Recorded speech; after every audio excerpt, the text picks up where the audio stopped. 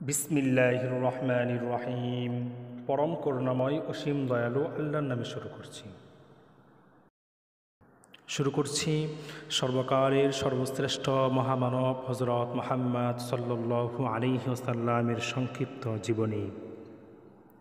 সর্বকালের সর্বশ্রেষ্ঠ মহামানব হযরত মুহাম্মদ সাল্লাল্লাহু আলাইহি ওয়াসাল্লাম, যাকে আল্লাহ তাআলা সৃষ্টি না করলে হয়তো পৃথিবীর কিছুই সৃষ্টি হতো না, যার পদচারণে পৃথিবীর ধন্য হয়েছে, অশান্ত পৃথিবী প্রশান্তি লাভ করেছে, অন্ধকার এ জগৎ আলোকিত হয়েছে।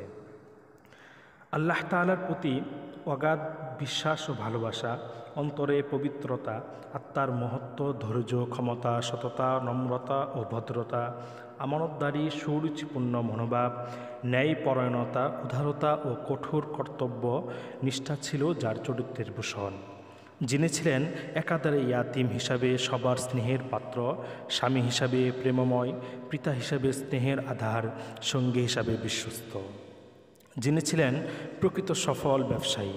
তিনি এমন এক সময় পৃথিবীর বুকে আবির্ভূত হয়েছেন যখন আরবে রাজনৈতিক, অর্থনৈতিক, সামাজিক, সাংস্কৃতিক, নৈতিক ও ধর্মীয় অবস্থা অধপতনের চরম সীমার নেমে গিয়েছিল। 570 খ্রিস্টাব্দে 29 আগস্ট রবিউল আউয়াল মাসে সোমবার দিন আরবের প্রসিদ্ধ শহর মক্কা নগরীর সম্ভ্রান্ত কুরাইশ বংশে মাতা আমিনার গর্ভে জন্মগ্রহণ করেন হযরত মুহাম্মদ সাল্লাল্লাহু আলাইহি ওয়াসাল্লাম।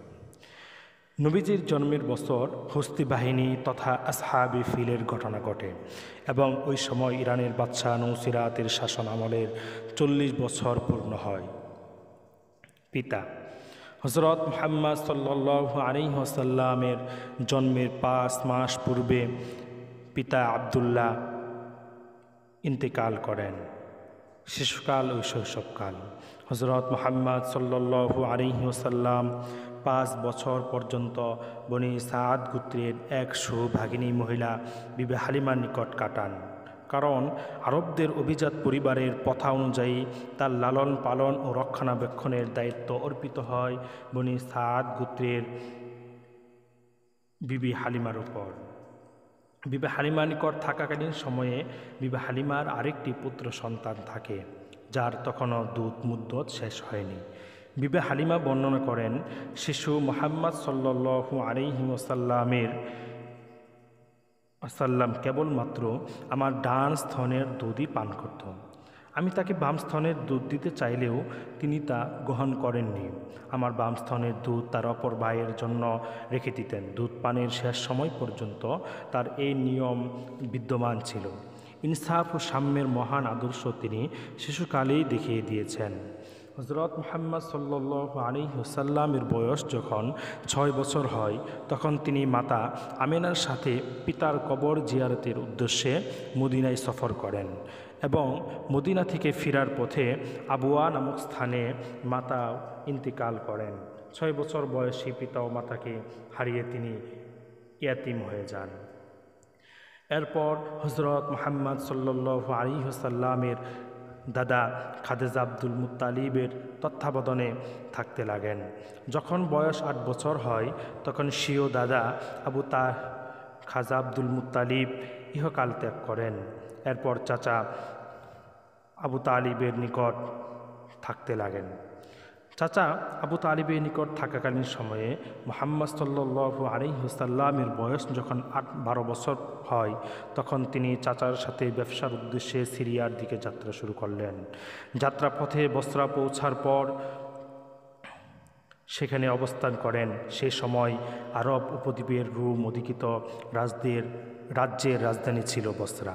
বসরা সে সময় অনেক দিক দিয়ে সেরা ছিল। কথিত আছে, শহরটিতে জার্জিস সামে এক খ্রিস্টান পাদ্রী ছিলেন, যার নাম ছিলেন বুহাইরা, যিনি একজন প্রসিদ্ধ পাদ্রী ছিলেন। তিনি মুহাম্মদ সাল্লাল্লাহু আলাইহি ওয়াসাল্লামকে দেখে শেষ নবী হিসাবে চিহ্নিত করেন এবং আবু তালিবকে এই বিষয়ে অবগত করেন। মুহাম্মদ সাল্লাল্লাহু আলাইহি ওয়াসাল্লাম ব্যবসার কাজে লেগে থাকেন। বেশ কয়েকদিনের মাঝেই অল্প দিনের মধ্যেই তিনি ব্যবসার কাজে ব্যাপক সফলতা লাভ করেন। এই ব্যবসার উদ্দেশ্যে তিনি সিরিয়া, বসরা, বাহরাইন এবং ইয়ামেনে বেশ কয়েকবার সফর করেন। নবীজি সাল্লাল্লাহু আলাইহি ওয়াসাল্লাম তখনও পর্যন্ত নবুয়ত প্রাপ্তি হননি। সে সময় মুহাম্মদ সাল্লাল্লাহু আলাইহি ওয়াসাল্লামের সততা, আমানতদারি, বিশ্বস্ত ও সত্যবাদিতার কথা সমস্ত মক্কায় প্রসিদ্ধ ও সর্বজন স্বীকৃতি ছিল। এজন্যই মক্কার লোকেরা তাকে মুহাম্মদ আল আমিন অর্থাৎ বিশ্বাসী ও সত্যবাদী উপাধিতে ভূষিত করেন। মুহাম্মদ সাল্লাল্লাহু আলাইহি ওয়াসাল্লামের এই সততা, বিশ্বস্ততা, আমানতদারি এবং পূর্ণতা দেখে খাদিজা বিনতে খুয়াইলিদ তথা আরব বুকে সে সময় ধনী পরিবারের একজন মহিলা, যার নাম ছিল খাদিজা বিনতে খুয়াইলিদ, তিনি মুহাম্মদ সাল্লাল্লাহু আলাইহি ওয়াসাল্লামকে বিবাহ করার সিদ্ধান্ত গ্রহণ করেন এবং তার বান্ধবী নাফিসাকে বিবাহের কথা আলোচনা করার জন্য মুহাম্মদ সাল্লাল্লাহু আলাইহি ওয়াসাল্লামের কাছে বলেন। মুহাম্মদ সাল্লাল্লাহু আলাইহি ওয়াসাল্লাম স্বীয় চাচার কাছে বিবাহের কথা জানান এবং স্বীয় চাচার সাথে আলোচনা করার পর তিনি খাদিজার সাথে বিবাহ আবদ্ধ হন। বিবাহের আবদ্ধ হওয়ার সময় খাদিজার বয়স ছিল 40 বছর আর মুহাম্মদের বয়স ছিল 25 বছর। কোনো কোনো বর্ণনায় মুহাম্মদ সাল্লাল্লাহু আলাইহি ওয়াসাল্লামের বয়স 21 বছরও বলা হয়। মুহাম্মদ সাল্লাল্লাহু আলাইহি ওয়াসাল্লামের জীবন দশায় এটা ছাড়াও আরও 10টি বিবাহ করেন। মুহাম্মদ সাল্লাল্লাহু আলাইহি ওয়াসাল্লাম মোট 11টি বিবাহ করেছিলেন। সন্তানাদি: খাদিজার গর্ভে মুহাম্মদের 6 জন সন্তান জন্মগ্রহণ করেন, যার মধ্যে 4 জন মেয়ে, 2 জন ছেলে ছিল। তাদের নাম যথাক্রমে কাসেম, জয়নাব, রুকাইয়া, উম্মে কুলসুম, ফাতেমা এবং আব্দুল্লাহ। ছেলেরা শৈশবেই মারা যান। মেয়েদের মধ্যে সবাই ইসলামী যুগ পর্যন্ত থাকেন এবং ইসলাম ধর্ম গ্রহণ করেন এবং একমাত্র ফাতিমা ব্যতীত সবাই নবীর জীবন দশায় মৃত্যুবরণ করেন। হযরত মুহাম্মদ সাল্লাল্লাহু আলাইহি ওয়াসাল্লামের নবুয়ত প্রাপ্তি: নবী করিম সাল্লাল্লাহু আলাইহি ওয়াসাল্লামের বয়স যখন 40 বছর একদিন পূর্ণ হলো, সেদিন তাকে প্রকাশ্যভাবে ও যথানিয়মে নবুয়তের সম্মানে সম্মানিত ও মর্যাদাবান করা হয়। তার নবুয়ত প্রাপ্তির তারিখও জন্ম তারিখের মতো রবিউল আউয়াল মাসের সোমবার দিন বলা হয়ে থাকে। নবুয়ত প্রাপ্তির সময় আল্লাহ তাআলার পক্ষ থেকে হযরত জিবরাইল আলাইহিস সালাম ওহী নিয়ে আসেন। হযরত জিবরাইল আলাইহিস সালাম নবীজিকে পড়তে বলেন, ইকরা বিসমি রব্বিকাল্লাযী খলাক, খলাকাল ইনসানা মিন আলাক, ইকরা রাব্বুকাল আকরাম আল্লাযী আল্লামা বিল কলাম। অর্থাৎ, আপনি পড়ুন আপনার প্রভুর নামে, যিনি সৃষ্টি করেছেন মানুষকে রক্তপিণ্ড হতে। আপনি পাঠ করুন আপনার পালনকর্তা মহান দয়ালু, যিনি কলমের সাহায্যে শিক্ষা দিয়েছেন মানুষকে সে যা জানত না। উত্তর নবী করিম সাল্লাল্লাহু আলাইহি ওয়াসাল্লাম বলেন, আমি তো পড়তে পারি না। এরপর জিবরাইল আলাইহিস সালাম নবীজিকে বুকের সাথে জড়িয়ে ধরে প্রবল চাপ প্রয়োগ করেন। এভাবে 3 বার করেন।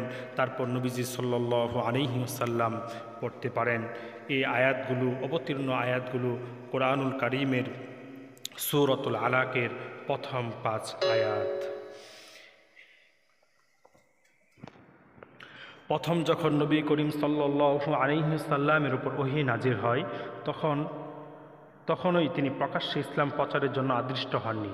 তখন শুধু তার নিজের সম্পর্কে বিধিবিধান অবতীর্ণ হতো। এরপর কিছুদিন পর ওহীর ধারা বন্ধ থাকার পর পুনরায় যখন ওহী আসা শুরু হয়, তখন তাতে রাসূল সাল্লাল্লাহু আলাইহি ওয়াসাল্লাম ইসলাম প্রচার করতে আদেশ দেওয়া হয়।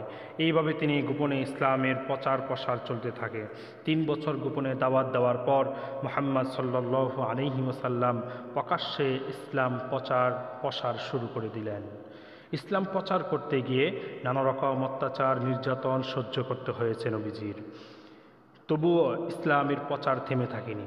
অবশেষে মক্কার গুরুত্বপূর্ণ ব্যক্তিবর্গরা ইসলাম গ্রহণ করতে থাকেন।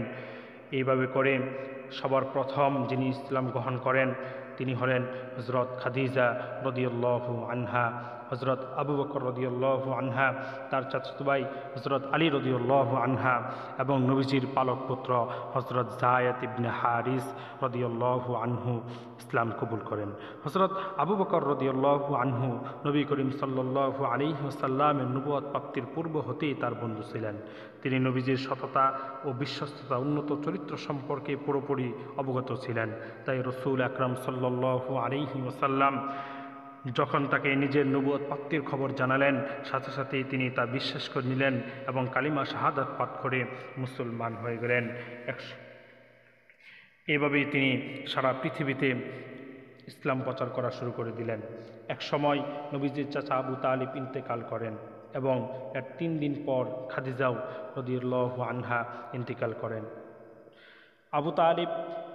আবু তালিব এবং খাদিজা রাদিয়াল্লাহু আনহা ইন্তেকালের পর কুরাইশরা নবী করিম সাল্লাল্লাহু আলাইহি ওয়াসাল্লামকে নির্যাতনের সুযোগ পেয়ে যান। হযরত মুহাম্মদ সাল্লাল্লাহু আলাইহি ওয়াসাল্লামকে তখন নানা রকম নির্যাতন অত্যাচার শুরু করে দিল। এরপর নবীজি সাল্লাল্লাহু আলাইহি ওয়াসাল্লাম মক্কা থেকে হিজরত করে তায়েফে গমন করেন।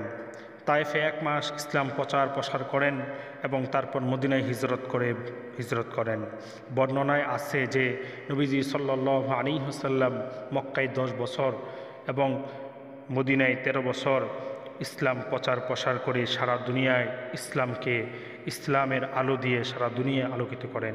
বিশ্বনবী হযরত মুহাম্মদ সাল্লাল্লাহু আলাইহি ওয়াসাল্লাম তার নবুয়তের 23 বছরের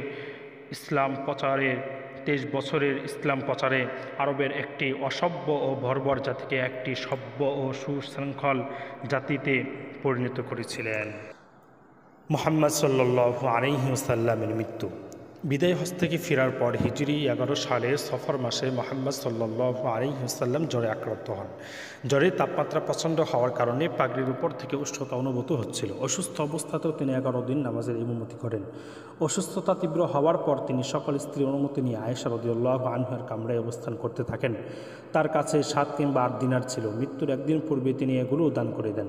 বলা হয় এই অসুস্থতা ছিল খাইবারের এক ইহুদি নারীর তৈরি বিষ মিশানো খাবারের গ্রহণের কারণে। এই মহামানব 12 রবিউল আউয়াল 11 হিজরি মোতাবেক 7 জুন 632 খ্রিস্টাব্দে 63 বছর বয়সে ইন্তেকাল করেন। তিনি হলেন সর্বশেষ নবী ও রাসূল। পৃথিবীর বুকে কিয়ামত পর্যন্ত আর কোনো নবীর আবির্ভাব হবে না। এ সময় তার বয়স হয়েছিল 63 বছর। আলী রাদিয়াল্লাহু আনহু তাকে গোসল দেন এবং কাফন পরান। আয়েশা রাদিয়াল্লাহু আনহার কামরায় যে স্থানে তিনি মৃত্যুবরণ করেন, জানাজার পর সেখানেই তাকে দাফন করা হয়। বিশ্বনবী হযরত মুহাম্মদ সাল্লাল্লাহু আলাইহি ওয়াসাল্লাম গোটা মুসলিম জাতিকে উদ্দেশ্য করে বলেছিলেন, আমি তোমাদের কাছে 2টি জিনিস রেখে গেলাম, তার মধ্যে একটি হলো আল কোরআন, আরেকটি হলো সুন্নাহ অর্থাৎ হাদিস। এই 2টি জিনিসকে যে যতদিন পর্যন্ত আঁকড়ে ধরে রাখতে পারবে সে ততদিন পর্যন্ত পথভ্রষ্ট হবে না। মুহাম্মদ সাল্লাল্লাহু আলাইহি ওয়াসাল্লামের ঐতিহাসিক জীবনী এই পর্যন্তই সমাপ্তি ঘোষণা করলাম। আগামী পর্বে আরও সুন্দর করে বিশ্লেষণ করে বলা হবে ইনশাআল্লাহ। আসসালামু আলাইকুম ওয়া রাহমাতুল্লাহি ওয়া বারাকাতুহু।